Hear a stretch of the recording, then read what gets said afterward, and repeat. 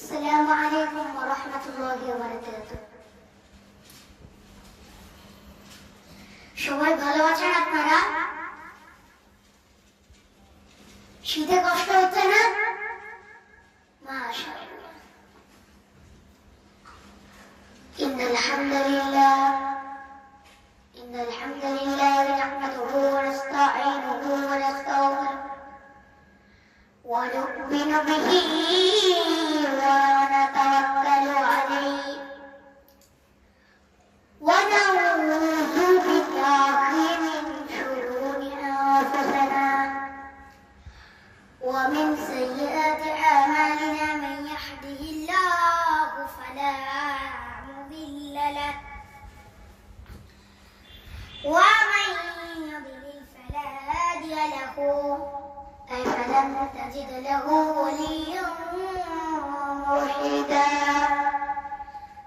ونشهد أن لا إله إلا الله وحده لا شريك له والذي لا ضد له ولا ند له لا ضد له ولا مثيل له ولا وزير له ولا كفيل لا شبيه له ولا شبيح له ولا ولد له ولا والد له وهو الوافد الصمد لم يلد ولم يولد ولم يكن له كفوا أحد أعوذ بالله من الشيطان الرجيم بسم الله الرحمن الرحيم ولقد كرمنا بني آدم وحملناهم في البحر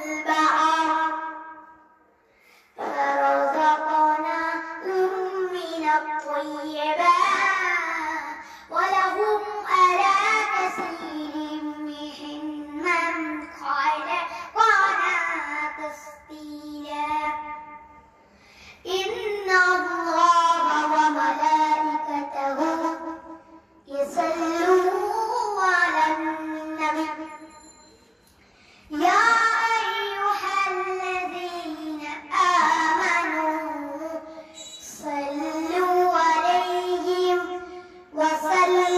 وسلموا تسليما اللهم صل على محمد وعلى آل محمد كما صليت على إبراهيم وعلى آل إبراهيم إنك حميد مجيد اللهم بارك على محمد وعلى آل محمد كما باركت على إبراهيم وعلى آل إبراهيم إنك حميد مجيد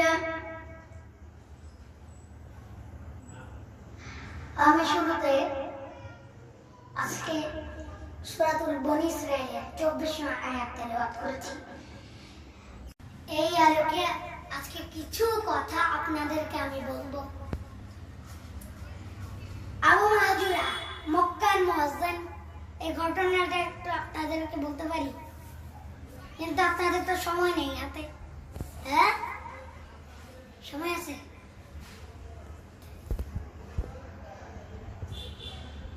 অষ্টম হিজরি, কত হিজরি? হুনাইনের যুদ্ধ থেকে রাসূল সাল্লাল্লাহু আলাইহি ওয়াসাল্লাম ফিরে আসতেছেন মদিনায়। এদের মধ্যে বেলাল রাদিয়াল্লাহু তাআলা আযান দিচ্ছেন। কি দিচ্ছেন? তো পাশে ছিল মুশরিকদের একটা টলি, কিছু মুশরিক তরুণ, কিছু অমুসলিম কিশোর, তারা আযানকে ব্যঙ্গ করতেছে, মানে আমাদের বাংলায় মুখ ব্যঙ্গটা বলে আর কি। বেলাল রাদিয়াল্লাহু তাআলা আযান দিচ্ছেন, ওই বাচ্চাগুলো মুশরিক, তো তারা আযানকে ব্যঙ্গ করতেছে, বিকৃত করে ওরাও আযান দিচ্ছে। উদ্দেশ্য হচ্ছে আযানকে নিয়ে ঠাট্টা করা। ব্যাপারটা মনের কষ্ট নেওয়ার মতো ব্যাপার না। বিশ্বনবী দেখেন ওখানে কি করছে। বিশ্বনবী খেয়াল করলেন অমুসলিম কিশোরদের মধ্যে একটা কিশোরের গলাটা বড় দরাজ গলা, কণ্ঠটা বড় সুন্দর। খেয়াল করে দেখলেন কিশোর বেলানের আজানকে ব্যঙ্গ করে বিকৃত করে, কিন্তু একজনের কণ্ঠ দেখতে পাচ্ছে না এত দূরে, কিন্তু কণ্ঠটা বড় সুন্দর দরাজ গলা। বিশ্বনবী সাহাবীদেরকে বললেন ধরো এগুলো, আরে ধর সবগুলো, আরে ধরে বিশ্বনবীর সামনে আনা হলো। ওরা হাঁটু করে বসলো। বিশ্বনবী বললেন তোমাদের মধ্যে কে যেন ব্যঙ্গ করে আজান দিচ্ছে, তার গলাটা বড় উঁচু, গলার বেসটা বড় মজবুত, মেলোডিয়া, সুন্দর কণ্ঠ। কে? আবু মাহজুরা বলে আমার বন্ধুরা সবাই আমার দিকে আঙুল দেখায়, আমি পড়ে গেছি বিপদে। বিশ্বনবী বাকি অমুসলিম তরুণদেরকে ছেড়ে দিলেন, বললেন তোমরা যাও। এবার আবু মাহজুরার পাইছে। আবু মাহজুরার চুলের মধ্যে হাত দিলেন বিশ্বনবী, মাথায় হাত দিয়ে বললেন এবার আজান দাও দেখি। আবু মাহজুরা বলে আমি তো আজান দিতে জানি না, কারণ আমি তো বেলালে একটা শোনা দিছি, আমার তো মুখস্থ না, আমি তো আজান দিতে জানি না। বিশ্বনবী বললেন জানো না, তাহলে আসো আমি তোমার শিখাই। সুবহানাল্লাহ পড়েন।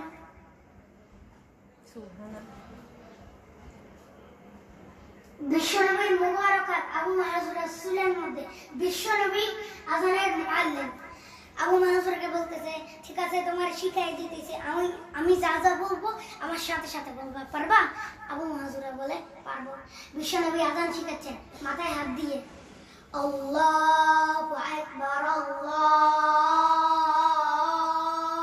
আকবার।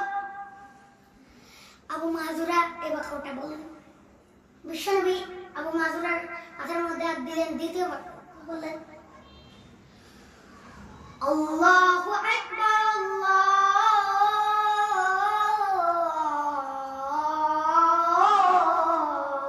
আকবার। আবু মাহজুরা এবার কোনটা বললেন।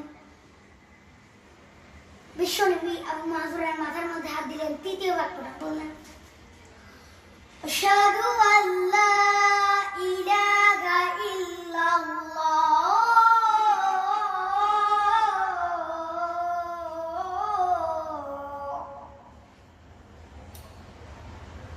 আবু মাহজুরা এবার কথা বললেন। আবু মাহজুরা কিন্তু অমুসলিম, মুশরিক। আবু মাহজুরা বলেন এক একটা বাক্য পড়ি আমার কলিজাটা বলে ঠান্ডা হয়ে যায়।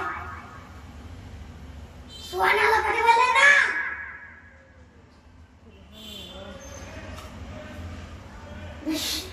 পুরো বাক্যগুলো যখন শেষ, আজান শেষ, আবু মাহজুরা যখন পুরো আজান বললেন, আবু মাহজুরা বলেন এতদিন মুহাম্মাদের চেহারা দেখে আমার ঘৃণা লাগতো, আজ থেকে মুহাম্মাদের চেহারার চেয়ে প্রিয় চেহারা আমার কাছে নয়।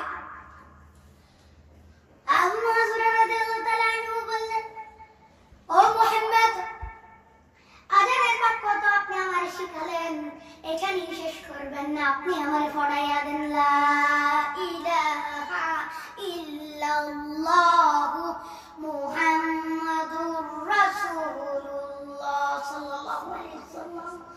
বিশ্বনবীর সাথে দাঁড়িয়ে তিনি শাহাদা করে মুসলমান হয়ে গেলেন। হযরত আবু মাহজুরা বললেন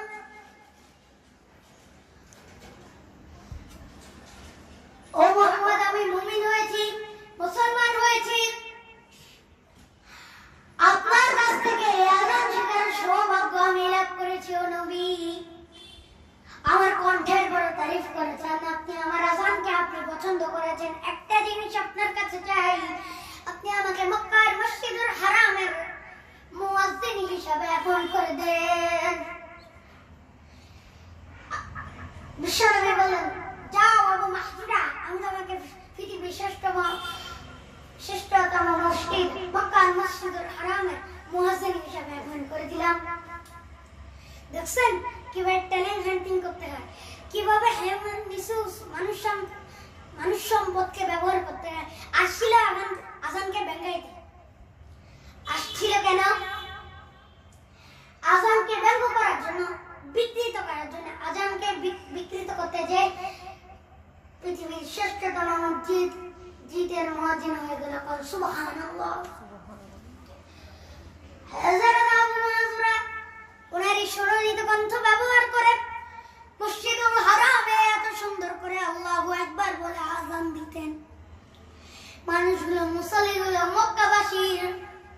হৃদয়কে তিনি বিগলিত করে দিতেন, মানুষের হৃদয়কে ঠান্ডা হয়ে যেত। কিন্তু এখানে শেষ না আমার ভাইরা।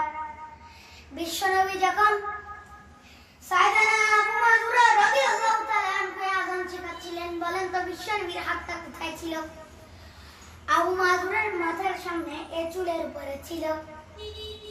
আবু মাযুরের স্মৃতিতে কে ধারণ করবার জন্য, ওই স্মৃতিকে বহন করার জন্য বিশ্বনবীর মুবারক হাত আবু মাযুরার কপালের চুলের যে জায়গায় লিখেছে, মৃত্যুর আগের দিন পর্যন্ত আবু মাযুরা তার ওই সামনে চুলে কোনো ছুরি আর কামার লাগায় নাই, সেখানে কেচি লাগায় নাই, চুলের মধ্যে খুর লাগায় নাই। আবু মাযুরা ডান দিকে চুল কাটতো, বাম দিকে চুল কাটতো, পেছনে চুল কাটতো, সামনে চুল কাটতো না। আবু মাযুরা রাদিয়াল্লাহু তাআলা আনহুর সামনে চুলগুলো বড় হতে হতে যখন এত বড় হয়ে যায়, তিনি চুলগুলো পেঁচিয়ে মাথার মধ্যে রাখতেন, তারপরে তিনি পাগড়ি পরতেন। সবাই জিজ্ঞেস করতো, আবু মাযুরা এটা আবার কেমন স্টাইল? দেখতে তোমার কি বিটগুতে লাগে? কেমন লাগে? কেমন খারাপ দেখা যায়? মক্কায় এমন কোন মানুষ দেখি নাই, ডায়ে চুল কাটে, বায়ে চুল কাটে, পেছনে চুল কাটে, সামনে কাটে না। ওরে আবু মাযুরা কেমন দেখা যায় তোমারে? তুমি সামনে চুল কাটো না কেন? আবু মাযুরা বলে, আমি হাঁটু গেড়ে পেয়ারা নবীর সামনে বসেছিলাম, আমারই মাথার চুলের মধ্যে মুবারক হাত লাগিয়ে বিশ্বনবী নিজে আমাকে আযানের প্রতিটা বাক্য শিক্ষা দিয়েছেন। বিশ্বনবীর মুবারক হাত, পবিত্র হাত আমার মাথার চুলের যে জায়গায় লেগেছে, আমি চাই ওই চুলগুলা নিয়ে আমি আমার কবরের ভিতরে যাব। সুবহানাল্লাহি বিহামদিহি। কেমন ভালোবাসতেন বিশ্বনবী সাহাবীদেরকে, সাহাবারা কেমন ভালোবাসতেন বিশ্বনবীকে। মাথার চুলগুলো এত বড় ছিল, পেঁচিয়ে রেখে পাগড়ি পরতেন, কাটতেন না, নবীর হাত লেগেছিল। সুবহানাল্লাহ পড়েন সবাই। তাহলে বোঝা গেল কিভাবে মানুষ সম্পদকে ব্যবহার করতে আসছিল। কেন? আযানকে ব্যঙ্গ করার জন্য। আপনাদেরকে আরেকটা কথা বলতে চাই, কিয়ামতের দিন যে জিনিসগুলো হবে ওগুলো আপনাদেরকে বলতে চাই, কিন্তু আপনাদের হাতে সময় আছে? হাতে সময় আছে? হ্যাঁ, তাইলে আমি আপনাদেরকে কিয়ামতের যে জিনিসগুলো হবে ওগুলো বলতে পারি। 10টা তো বাজে গেছে।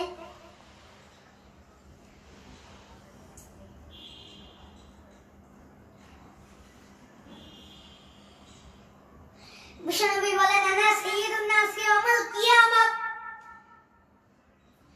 আমি কিয়ামতের দিন সর্বশ্রেষ্ঠ হব, মানুষের মধ্যে সর্বশ্রেষ্ঠ সেরা আমি বিশ্বনবী। আলহামদুলিল্লাহ পড়েন। বিশ্বনবী বলেন, সেদিনটা বড় ভয়ঙ্কর, সেদিন কেউ কারো কোনো উপকারে আসবে না, বন্ধু বন্ধুর কাজে আসবে না, স্ত্রী স্বামীর উপকারে আসবে না, স্বামী স্ত্রীর বাঁচাতে পারবে না, গরিব বিশ্বাসকে বাঁচাতে পারবে না, নেতা কর্মীর পরিচয় দিবে না, কর্মী নেতার পরিচয় দিবে না, ভাই বোনকে চিনবে না, বোন ভাইকে চিনবে না, বাবা তার সন্তানকে চিনবে না, মেয়েকে দেখে মা দৌড়ে দৌড়ে পালাবে। কত ভয়ঙ্কর দিন। বিশ্বনবী বলেন, জমিনটা এখনকার মতো থাকবে না, পুরো জমিনটা সমান হয়ে যাবে, ফ্ল্যাট। এখন তো গোল, তখন ফ্ল্যাট। সবাই এক জমিনের উপরে দাঁড়াবে, সূর্যটা মাথার কাছে চলে আসবে,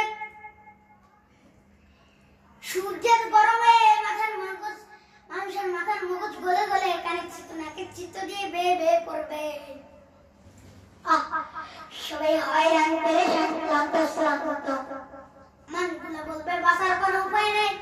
50,000 বছর মানুষের বন্ধু হবে, চিৎকার করবে, কাঁদবে, বাঁচার কোনো উপায় নেই। সবাই বলবে, আল্লাহ যদি বিচারটা শুরু করতে যায়, আমার আগে বিচার শুরু করে। বিচার শুরু হয় না,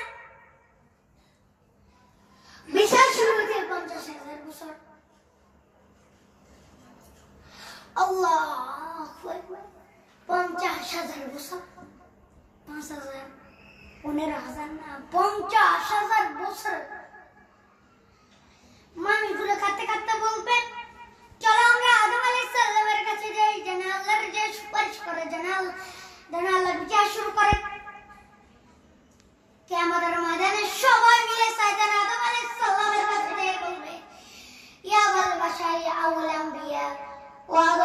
আপনি দুনিয়ার মুখে প্রথম নবী।